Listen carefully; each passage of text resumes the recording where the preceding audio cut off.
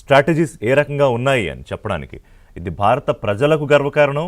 గమనిస్తున్న ప్రపంచ దేశాలకు కూడా భారత్ ఏం చేస్తుంది, ఎలా చేయగలుగుతుందని అర్థమవుతోందా శశిధర్ గారు? చాలా స్పష్టం. పాకిస్తాన్ ఏ రకంగా ఒక చిన్న ప్రపంచం లోపట నవ్వులపాలవుతుందో మనం కళ్ళ ముందర చూస్తా ఉన్నాం. అదే సందర్భం లోపట భారత్ అటు ప్రభుత్వం కానీ త్రివిధ దళాలు కానీ ఎంత సమన్వయంతో పనిచేస్తా ఉన్నాయి. అటు యుద్ధ రంగంలో కానీ అటు విదేశాంగ విధానంలో కానీ ఒక పకడ్బందీ వ్యూహం ప్రకారం ఏ విధంగా ముందుకు పోతుందో ఇవాళ మన కళ్ళ ముందు కనబడతా ఉంది. ఇంతకుముందు అమెరికా విషయంలో చర్చ వచ్చింది, అమెరికా స్టాండ్ ఏ విధంగా ఉండబోతుంది అనేటువంటిది.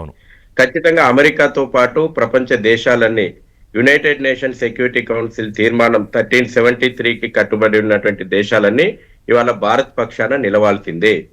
అటువంటి ఒక యుద్ధ వ్యూహాన్ని భారత్ అమలు చేసి చూపెడుతోంది.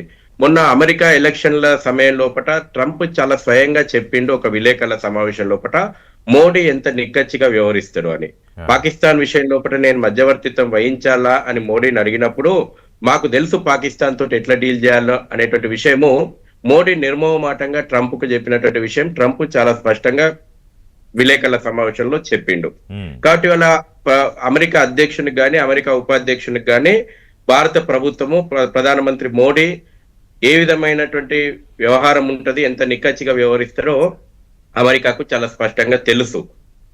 కాబట్టి అమెరికా ఈ విషయం లోపల తలదూర్చదు అనేటువంటిదే మనం అర్థం చేసుకోవాలి. ఒకవేళ తలదూర్చినా భారత్ యొక్క ప్రయోజనాలు పనంగా పెట్టి అమెరికా చేసేటువంటి ప్రణాళికకు భారత్ కట్టుబడి ఉండదు, భారత్ తలొగ్గదు అనేటువంటి విషయం కూడా చాలా స్పష్టంగా మనకు అర్థమవుతోంది. ఆపరేషన్ సింధూర్ పేరుతోటి మనం మొదటి రోజు ఆపరేషన్ ప్రారంభం చేసిన రోజున కల్నల్ సోఫియా ఖురేషి తోటి అదేవిధంగా వింగ్ కమాండర్ వ్యోమికా సింగ్ తోటి ప్రెస్ బ్రీఫింగ్ ఏదైతే ఇప్పించిందో భారత్ తన యొక్క విధానాన్ని ప్రపంచ దేశాల ముందర అనేక కోణాల లోపల ఆవిష్కరించింది. రక్షణ రంగ నిపుణులకు విదేశాంగ నిపుణులకు చాలా స్పష్టంగా అన్ని కోణాలు ఇందులోపట అర్థమవుతాయి.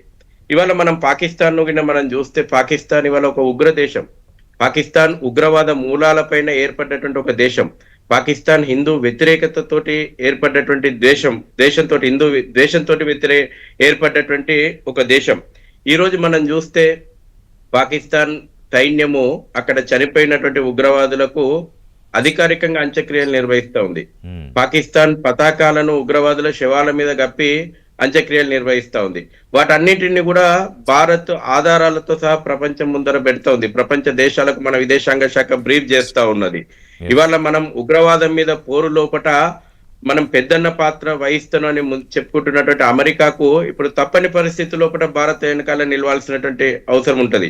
ఎందుకంటే వాళ్ళ అగ్రదేశాలు ఆయుధాలు అమ్ముకోవడమే వాళ్ళ అతిపెద్ద వ్యాపారం. సరే, అది కొంత మనం పక్కన పెడితే ఇప్పుడు మాత్రం ఖచ్చితంగా పాకిస్తాన్ కుటిల నీతి ఏదైతే ఉందో ఇవాళ ప్రపంచ దేశాల ముందర భారత్ పెడతా ఉంది, ఆధారాలతో సహా పెడతా ఉంది. అందుకే మనం ఆపరేషన్ సింధు ప్రారంభం చేసిన తర్వాత మొట్టమొదటిగా మా టార్గెట్ మిలిటరీ టార్గెట్ పెట్టుకొని చేయలేదు.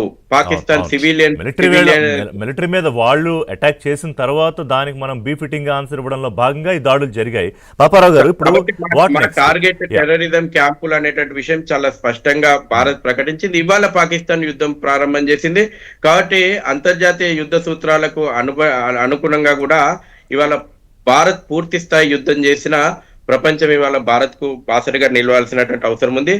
పాకిస్తాన్ డిఫెన్స్ సిస్టమ్ ఎంత పేలవంగా ఉందో మనకు అర్థమైతా ఉంది. అవాక్స్ ఏ రకంగా వైఫల్యం చెందింది. అదే విధంగా ఉగ్రవాద సంస్థ స్థాయిలోనే దాడులు చేసింది. శశిధర్ గారు, ఒక నిమిషం పాపారావు గారు, చిన్న బ్రేక్ తర్వాత వస్తాయి. ఎందుకంటే ఇప్పుడు పాకిస్తాన్ ప్రధానమంత్రి లేడు, సేఫ్ హౌస్ లో ఉన్నాడు. మరి అక్కడి నుంచి డైరెక్ట్ చేస్తాడా? అలాగే పాకిస్తాన్ ఆర్మీ చీఫ్ పారిపోయాడా, అరెస్ట్